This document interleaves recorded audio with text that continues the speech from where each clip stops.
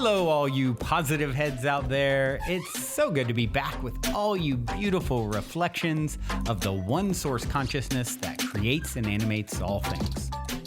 If you're new to this podcast, of course, we're super happy to have you here. And if you've been listening and enjoying for a while, I would be super grateful if you would please take a moment to give us a review on Apple Podcasts. It's one of the best and simplest ways to pay it forward and help others find the show so that they too can tap into the powerful perspectives and positive vibrations we are collectively emanating.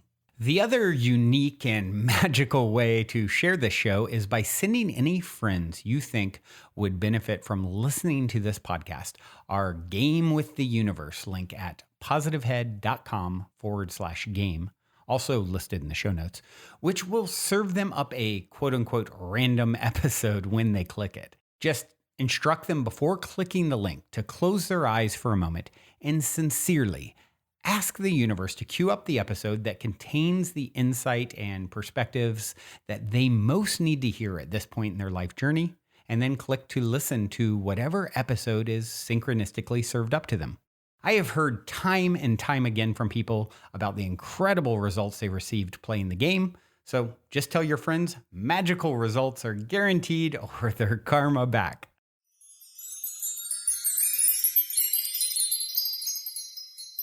All right, all you positive heads, welcome to another daily episode of the Positive Head Podcast. Hello, Dalien. How goes it, my friend? Hey, what's up? What's up, Doc? Hey, what's up, Doc? No, I was just laughing because I was going to try and do the thing I was just joking about with you, the James Hetfield. Yeah! The James Hetfield Metallica introduction? The James Hetfield salutes. I always wanted to go more for like the 1920s gangster. Yeah. Hey there, what he said. Yeah, that's a funny one to use as an interjection when someone's talking. Yeah, what he said, but double, see? Yeah, what he said. That's a comment, the old-timey dude that comments on things.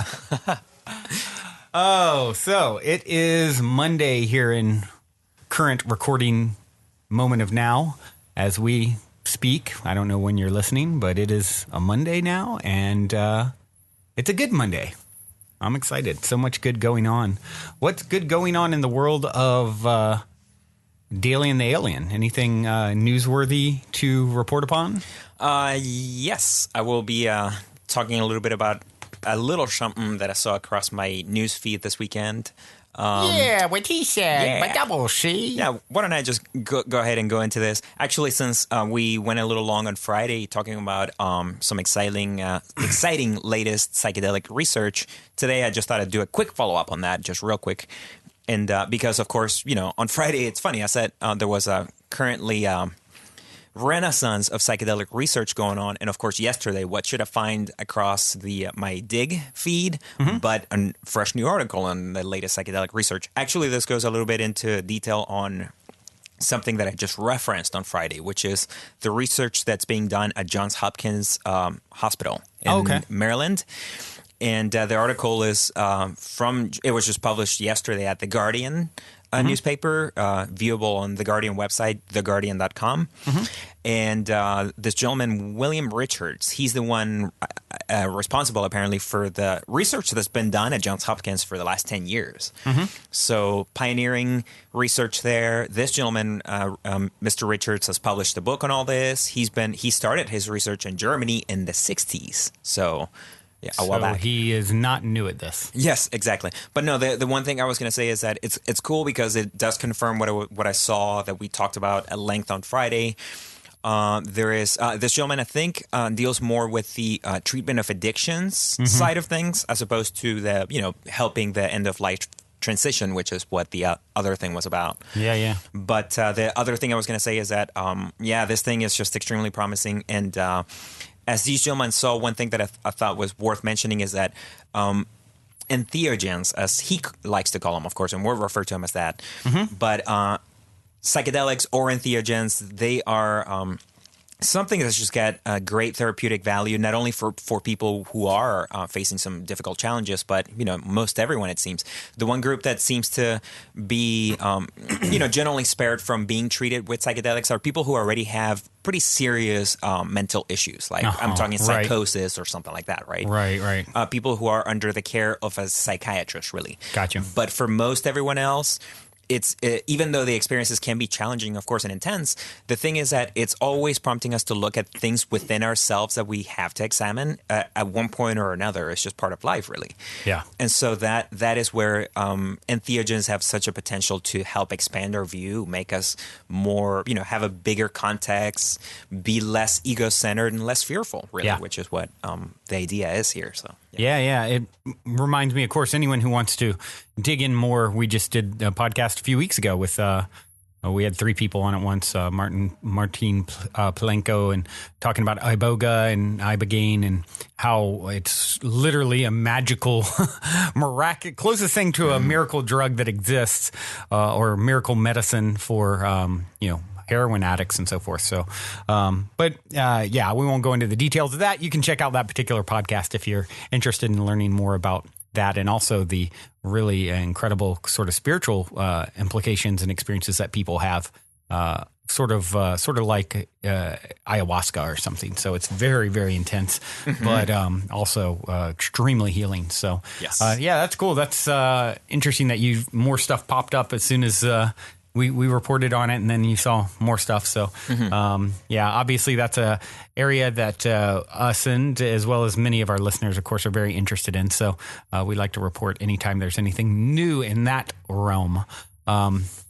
Let's see here, moving right along. All right, now I'd like to welcome to the show the lovely Miss Anna Balan. Hello, Anna. Welcome. Hi, Brandon. Your introductions are always so formal. Well, we're very formal around here in Positive Headland. What do you got in way of a positive pondering breakdown of the day for us? Today, I have a quote, and now I'm not exactly sure of the source of this quote or even of the legitimacy of it. As long as it's got a good meaning, that's all we care about. But nonetheless, the meaning is still the same. So let's just go along with it for the sake of the podcast. Fair enough. A man said to Buddha, "I want happiness." Buddha said, "First remove I, that's ego. Then remove want, that's desire. So now you are left with only happiness." Why do we sometimes feel like happiness is some goal that is to be achieved only if we meet certain criteria? Why can't we simply be happy? Is it really as easy as Buddha suggests? Although this quote is very simple and says a lot in a few words, to apply it to your own life, you need to dissect what the ego I and the desire want mean to you, and then you can see what your happiness obstacles are. I consider myself to be a happy person overall, and I do this by generally trying to take things one day at a time and not put too much worry on the past or the future. But I do sometimes get into those unexplainable moods of lethargy and apathy, where I feel that the world is unjust and cruel. In retrospect, those moods of unhappiness are always influenced by a feeling of lack, and this lack is directly related to a desire for something which I do not have. This lack then makes its way over to my ego and suggests to me that something is wrong with me because I do not have the said desire, and this makes me feel inadequate. The inadequacy makes me feel unhappy. So yes, perhaps it is as simple as Buddha suggests, and maybe the only two things standing in our way of happiness are indeed our ego and our desire. Now, there's nothing wrong with having a healthy sense of desire. It is, after all, what drives us to achieve goals, feel pleasure, and express ourselves as human beings. But when that desire is for something that is meant to serve the ego instead of our overall general well-being, that is where the trouble starts. Let's look at an example of a person who was perfectly happy living in the countryside, harmoniously with nature and their neighbors, and then for some reason they had to move to a metropolitan city. All of a sudden, there were flashy cars and fancy clothes all around, and the general attitude of the city dwellers was that these material items define you. This attitude started rubbing off on our countryside friend, and soon enough, said person started feeling inadequate in their simple clothes and started desiring that which others had. So we can see how this desire for not things that the person needed to be happy, because as we saw, they were perfectly happy living in the countryside, but things that would have fueled their ego and elevated their status symbol made the person feel unhappy. The good news is, this person can simply remind himself that happiness is not conditional and that it is attainable here and now, but only if he's willing to accept himself as he is and not allow the ego-fueled desires to take over. Speaking of conditional, it instantly makes me think of another feeling that we always talk about as being unconditional, and that feeling is love.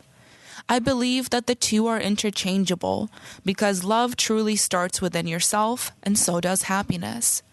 Without the desire for more than you are as you are, according to Buddha, you will be happy. That sounds a lot like loving yourself unconditionally to me. This also ties in with the difference between a healthy sense of self-worth and a domineering sense of egotism. Everyone always says, death to the ego, and vilifies the self-identity. But I believe there simply needs to be a healthy balance of self-worth and properly channeled desire in order to keep the dangers of egotism at bay. So, as I often like to suggest, let's try an experiment. Next time you find yourself feeling any form of unhappy, try to identify the desire that caused this unhappiness. Was it the desire for material items that are unattainable? Romantic feelings that are not reciprocated? A state of being that you feel unworthy of? Whatever the desire is, next ask yourself how this desire relates to your ego. Will those material items somehow make you feel superior in the eyes of others? Do you need a love interest to increase your own self-love? Or is your state of being reflective of your outside self-identity? If you feel any resistance with these answers, then you know that the ego is definitely at play. So try to be really gentle with yourself in your quest for the truth so that you do not get frustrated and shut down. Once you can pinpoint both the desire and the ego implications of that desire, decide if you want to let go of these things. It might not be easy at first, or maybe it will. This I cannot counsel you on. However, what I can tell you is that life is what you make it. So what will you make of yours? Awesome. I love it. It makes me think a little bit about the book that we're reading together. And for those of you that don't know, Anna and I are partners in life. And he's my boyfriend. And we've been reading a book. I forget the title of the book. It's on Tantra and specifically tantric sex. And it really, we're pretty newly into it. And it's Tantra is really, as Osho, one of my favorite teachers, talks about, it's more of a science than the a author, philosophy. I believe, is Diane Richardson, and she was actually a student of Osho's. Right. And it talks a lot about, just using sex as an example, because a lot of times Tantra is related to sex, although it is much more encompassing than that. And actually, we're going to talk about it in a future episode a little bit more. But I just want to touch on it briefly here because this makes me think of what we've been reading. And it's talking about how, in Western society, everything is so goal-oriented, even sex. It's like it's to achieve this certain state, this orgasm, and that's what it's about. Whereas if you relax and there is no necessary point of where you have to go or not go, it opens up a whole different realm of energy and experience that is completely contrary to what everyone has in their head. And I think this translates, like as Tantra does, it's not just about sex. It's sort of an approach to living just in general. Just a general letting go of expectation kind of, and just, sinking into the present moment. And we've talked about this before, and I think it's so important to just consciously remind yourself all of the time that I am here, I am right now. I don't need anything else in the future. I don't need to think about the past. And of course, that's really good to say in theory, but then, the bills come in and people start nagging you about things. But at the same time, it's like, how can you try to let those things go as gently as you can out of your life without, all of a sudden renouncing all of your worldly possessions and moving to the forest and forgetting about everyone else? Just take baby steps and kind of decide, like, what, I want to be happy today. And that's again, it's want, like, what is my desire for being happy? So just say, I am happy. I will be. I am happy now. Happy. Mm-hmm. And now is all there is. We're in eternity right now. And the only thing that ever exists is the now. why they call the present a present or why now is called a present. And it is the only moment that ever exists. And I know I'm very guilty of it. I have been guilty of it. And I continue to strive. It's a daily conscious effort to live in the now. And it is so easy. It's like an affliction that's so rampant. People don't even recognize the fact that they're constantly pining for the past or worried about the future at the expense of the present. I actually started teasing Brandon because he always says that I relax too much. And so ever since we've, been reading the Tantra book, I've been telling him, I'm just doing what the teachings say. Exactly. Like, I've been doing this all along, No, definitely. Definitely. I've been practicing my relaxation. Exactly. And that's a good thing because I can definitely tend to be someone who's so goal-oriented and driven and, worried about the future or thinking about the past. I can definitely have a nostalgic leaning in my personality. And so this is definitely a big thing for me personally to work on. And actually, this leads into what I want to talk about next. Thank you, Anna, so much for joining us. Thanks, Brandon. What I would like to talk about, speaking of Osho, one of my favorite all-time teachers, and he goes into so many fascinating topics and gives so many fascinating perspectives. And he was kind of a controversial character, actually, if you kind of do research on his life and everything. Some people, think, I don't know, you'll have to look into him. I don't care about his personality or the controversy that kind of surrounded him. What I care about is what he taught and what I have learned from some of those teachings. And it's really some of the most profound teachings I've come across in my own personal, journey of self-discovery and so forth. And it's kind of like what Anna said. Not sure of the legitimacy of the source, but the message. The message, if it's good, it just doesn't matter. Yep, exactly. And I think a lot of times people will then, I even saw something the other day, one of my favorite teachers, and it was talking about Alan Watts, how he was really kind of cynical and things like this, off the stage, so to speak. And, it was talking about Carlos Castaneda and Alan Watts and an interaction, how Carlos Castaneda was so disappointed when he met Alan Watts. And, it's like all that is like, these are all people at the end of the day. They may be on a spiritual path. They may be very bright and channeling a lot of like elevated, enlightened sort of information or, high level information on the ultimate nature of reality. But at the end of the day, it's an ebb and flow, and they're in the human form. So there's going to come all those shortcomings and moments of being, just a human who's confused as the rest of us or whatnot. So I never give anyone too much credit, but I also don't take away credit for whatever their shortcomings are. And well, so I think that's very, very important. So anyway, moving right along, I'd like to actually share a talk from Osho. And this is, I found it on the Awakening Truth YouTube channel. It was, the title of it is Life Has No Goals, No Purpose. And this is Osho talking. It's got a little music that they edited in with it, and he's got an accent. So you listen carefully. You might need to turn up just a little bit. But here is Osho talking about life having no goals and no purpose. Take a listen. The first question. You have said that there are no goals in life, no purpose, and yet we are all here with enlightenment as our goal.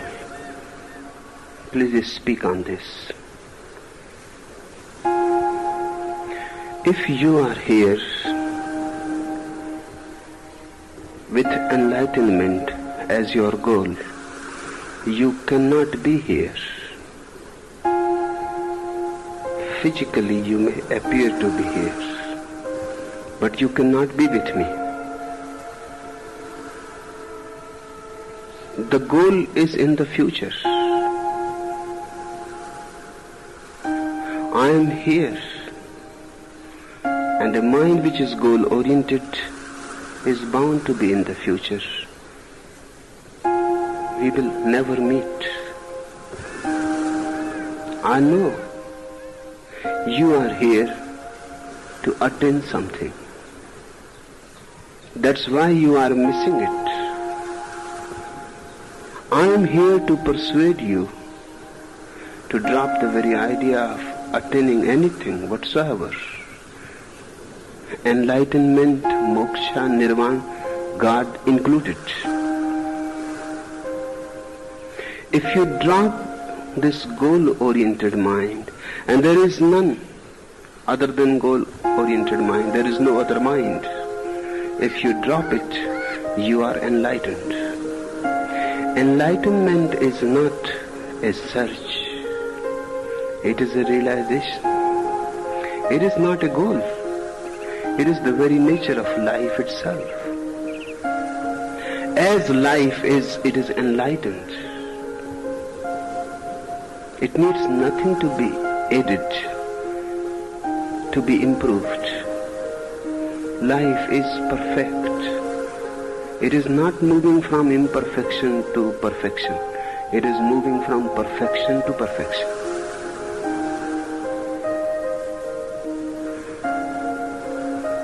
You are here to attain something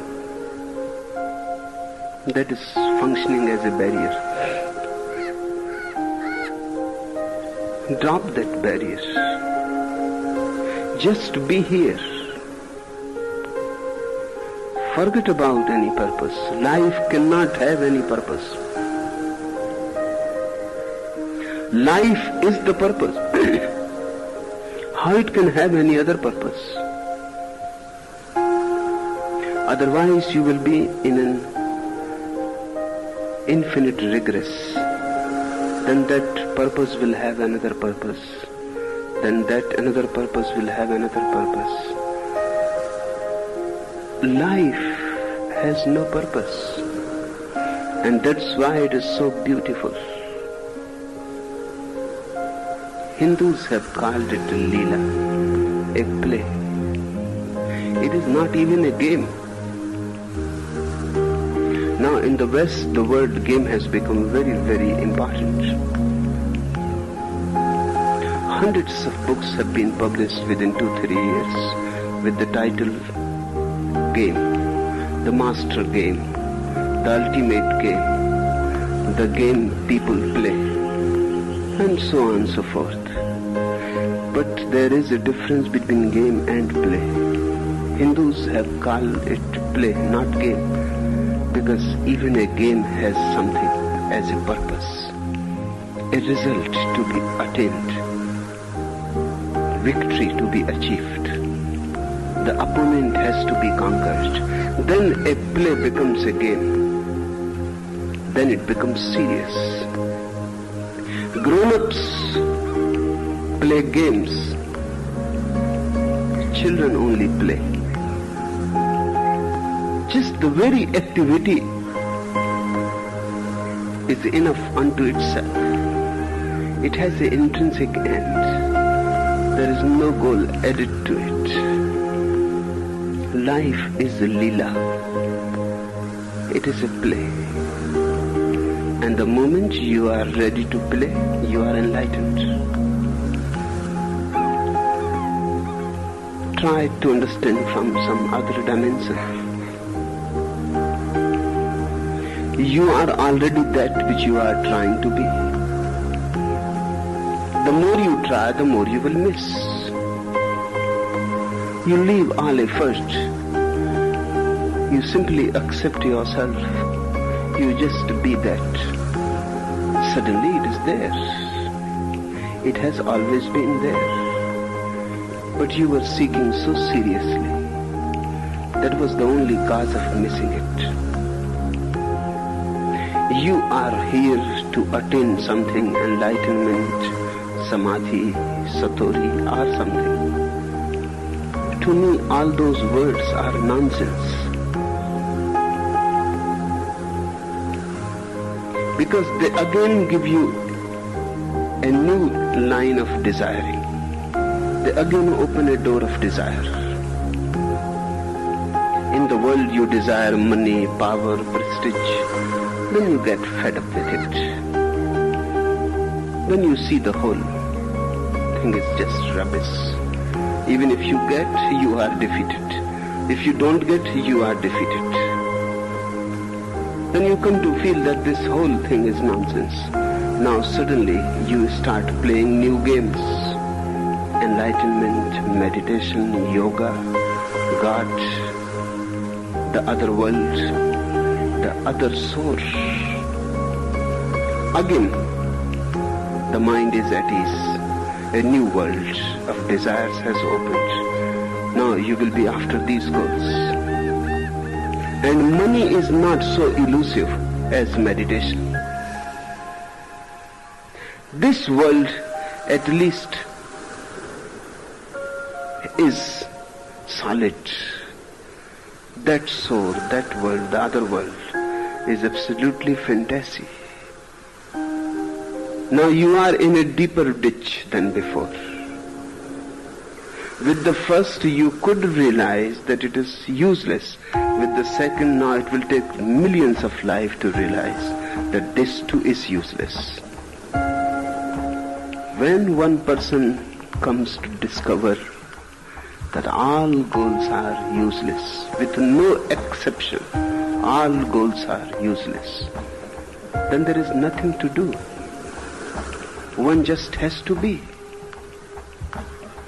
One relaxes. And one relaxes so totally because there is nothing to do, there is no tension. Suddenly your boundaries melt as snow melting in the morning sun. With nothing to do, you disappear. The ego disappears. With nothing to do, nothing to be,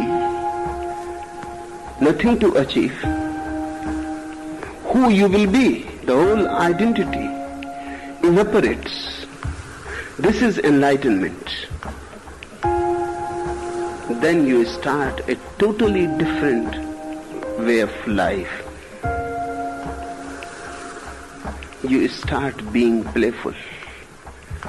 You start being alive moment to moment.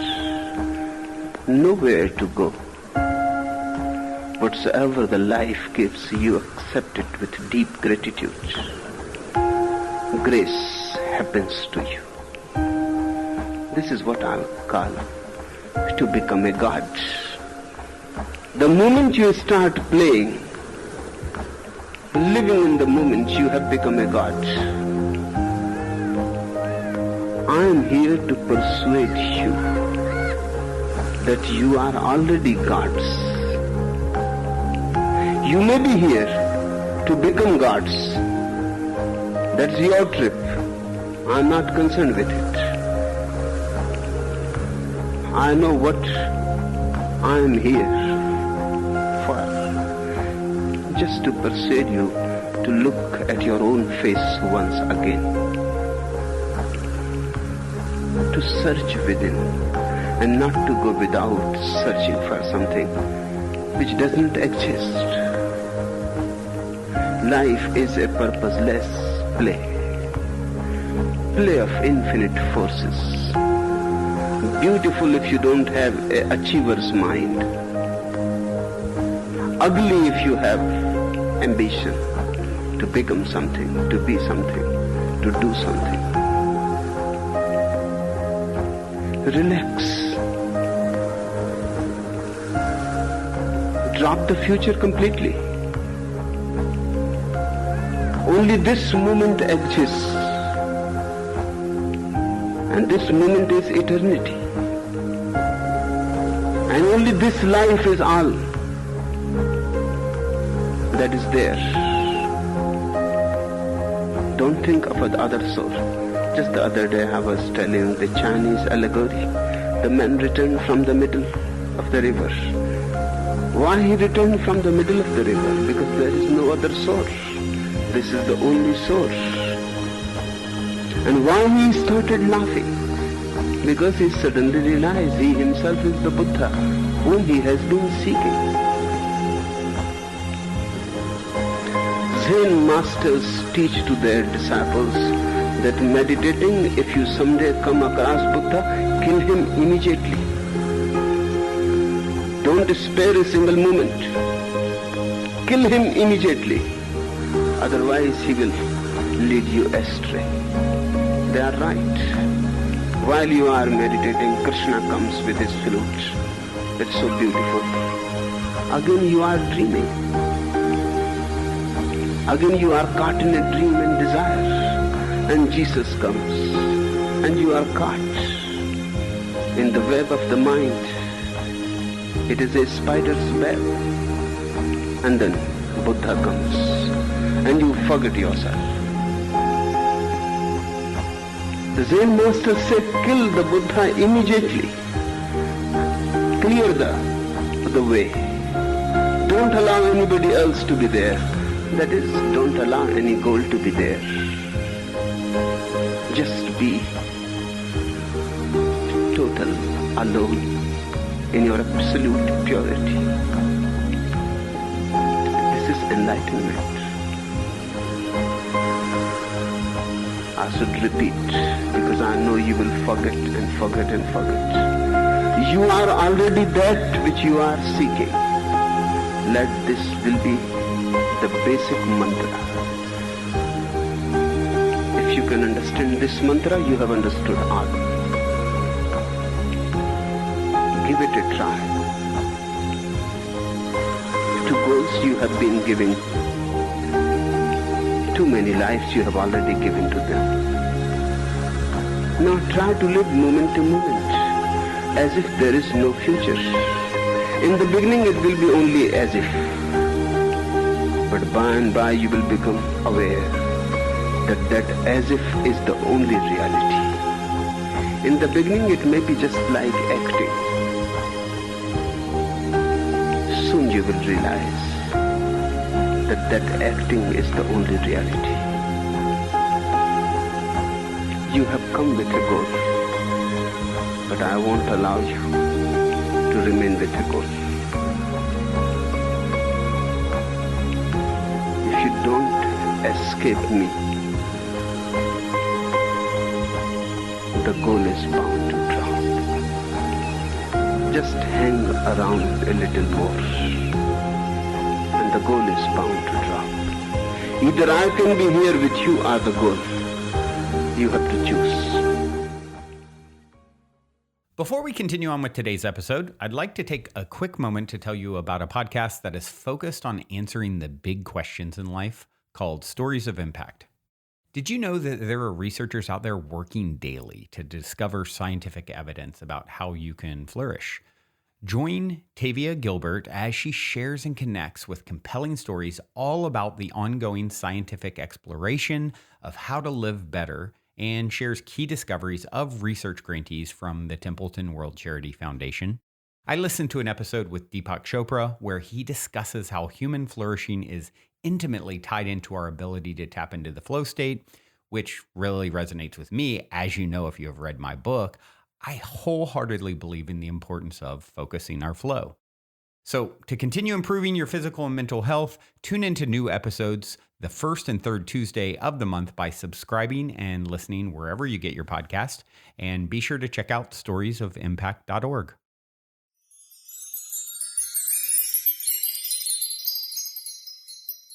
So as always, Osho just has such a profound perspective. And like I said, we'll be sharing a lot more of Osho in the future just because there's so much there to dig into and for us to analyze together and grow from.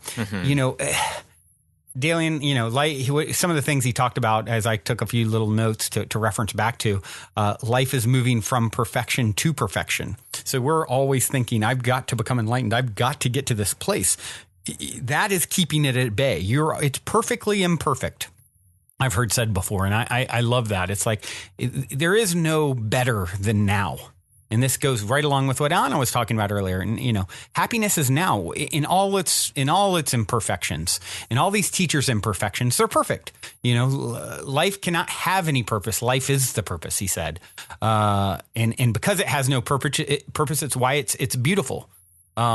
You know, wow.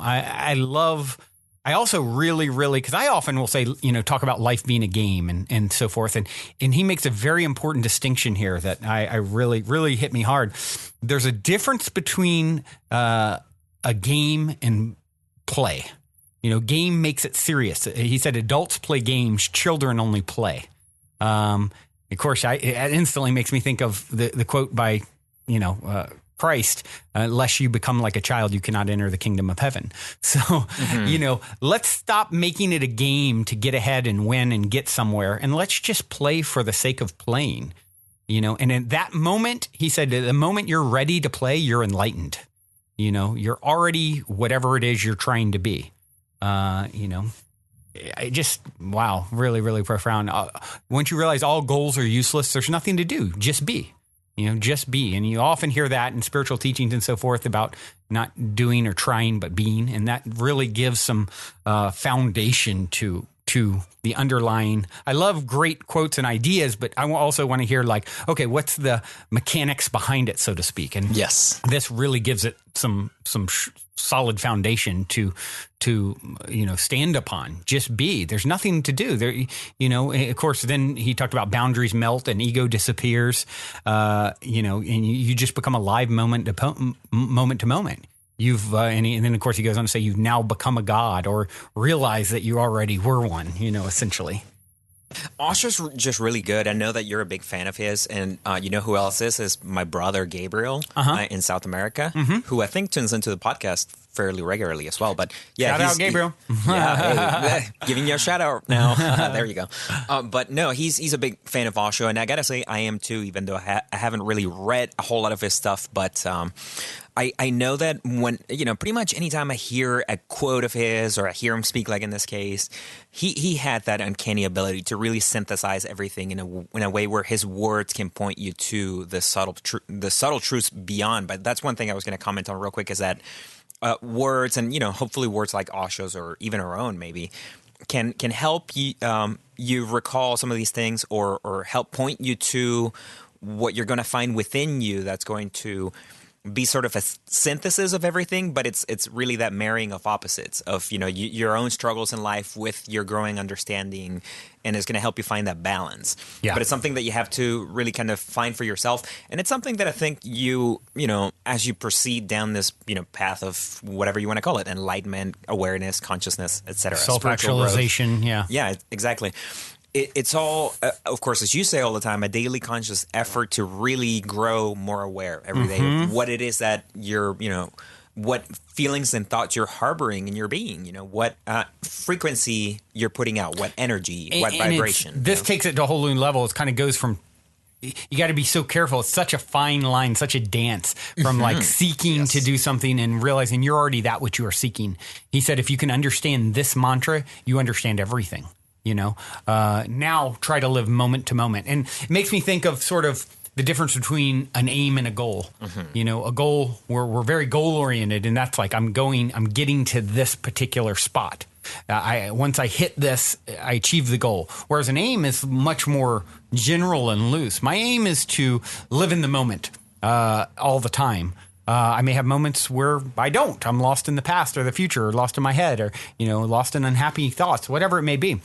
But that's the aim. So you're generally going for something that you can never necessarily achieve. If we're in eternity and you never stop and, change is guaranteed throughout eternity, you can never ultimately reach some end destination. Right. So your aim is to be in the moment at any given now that you happen to find yourself in. Right. Yeah, that's a good way to put it, because we are going to, in a sense, keep changing with life always, and nothing will ever be the same moment to moment. But at the same time, that's no reason to put off until some indeterminate point in the future when certain conditions are met. For us to put off our happiness or our self-realization, really. And I know how Osho talked about self-realization, but it's something that can be attained here and now, and you have to really step outside of your habitual mode of thinking, that whole, very egoic mind that's always planning and scheming and needing to get, like you said, needing to attain something. I love that his words, I think, really find me, and I think help a lot of people find that space in between, that balance between being and, of course, having your grand designs for your life, or even, your plans, for just the day. Yeah. But, being able to just be, which is, of course, sounds a little redundant, but it is something that's awesome, because it's just the truth that you can find through meditation, through contemplation like he did, I'm sure.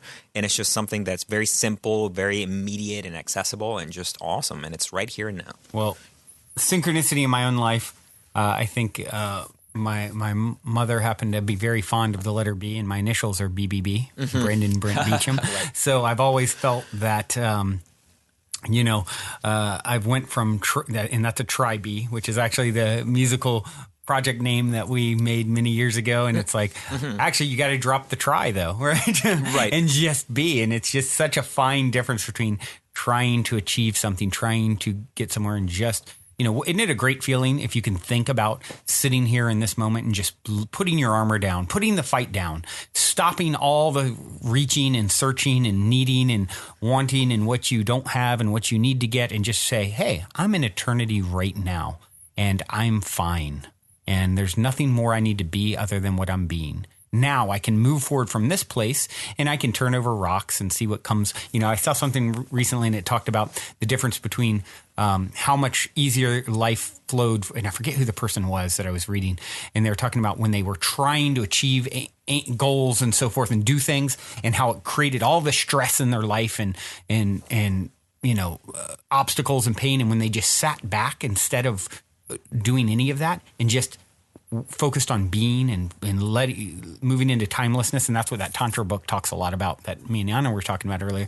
And forget about time. You got to move into a space of no time, no, none of that. And you move in and you just practice being in the present now without any place or thing or goal that you have to achieve. And this person was talking about how it then all of a sudden things flowed to them. Life came to them because that which you are seeking is seeking you. And it starts now seeking you out instead of you out there, fighting against everything in the world to achieve something. And what an interesting, different perspective. Sit back, relax, learn to do it to some degree, and let life, let what is meant for you come to you and find you. And of course, it'll come in ways that oftentimes when something's meant to be, it seems to flow very easily and seamlessly, and people enter the picture or opportunities enter that seem almost like way too easy it's just like, wow, that was easy to get that job, or that was super easy to get that house that I'm renting, or whatever it is. It just happens almost like without any effort whatsoever. And I think that's the difference of letting something flow to you instead of you trying too hard. I love it. And I love really even like the sweet, simple reminders of, the difference, like you were saying, between the way children play and the way, the games that we may conjure up as adults. Something that I saw just, again, just yesterday or just this weekend is a video being shared online of coyote and up in Ontario in Canada. Someone just filmed like in their backyard, but of course, being Canada, it's like the woods. So this coyote's like, it's like a young, you can tell it's like a juvenile, right? And it's like running up to the top of like a little mound. It's like a small hill, right? And it runs to the top with like a ball that I guess it found, and it goes to the top with the ball in its mouth and lets it go, and it rolls down the hill. And of course, the coyote is like starts chasing the ball. So it's playing with a ball by himself. But it's so cool because the more cynical part of me, or maybe a lot of people, would have seen that and, maybe in years past and been like, oh, okay, that's silly. Like, what's the point of that? Sure. But I love that more and more people are finding like this sweet, simple beauty of something like that, just watching an animal at play. Yeah. And it's beautiful because you can watch it and get that sense of like, how there's something very sweet and simple and pure about that. Powerful. Yeah. But like the fact that it's being shared, that we're using our technology to share that, and it may even actually be helping someone who's like perhaps lost in a concrete jungle, or needing to connect with something like kind of pure and simple that's only to be found someplace else. So it's really cool. It's like Osho talked about adults versus children. Adults play games. Children only play. Exactly. Lest we become like a child, we cannot enter the kingdom of heaven. So with that being said, I suppose we're getting down to it for today's episode. Dalien, do you have a song queued up for the good people out in Positive Head listener land? Yes, I'm going to be bringing you one of my favorite producer is a British music producer and DJ named Ott, O-T-T. Oh, cool. And I'd like to bring you a few more of his musical offerings in the future, but this first one by Ott that we're going to play today is called One Day I Wish to Have This Kind of Time. And it's quite an upbeat. I think it may even have like an Alan Watts sample. That's a little bit of a synchronicity, isn't it? Mm-hmm. Okay, you chose that. I just am hearing what song you chose right now. Did you choose that intentionally based off what we're talking about here or no? No, not so much intentionally. It was a last minute sort of quick. Well, there you go. A little bit of synchronicity to leave you folks with. Yeah.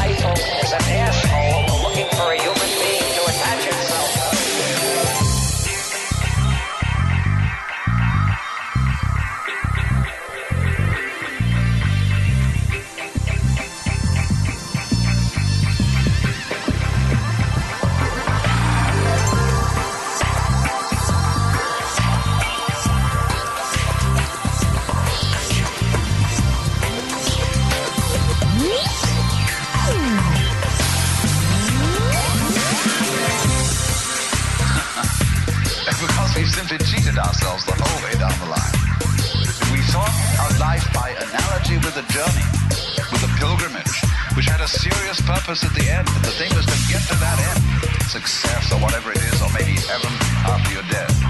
But we missed the point the whole way along. It was a musical thing, and you were supposed to sing or dance while the music was being played.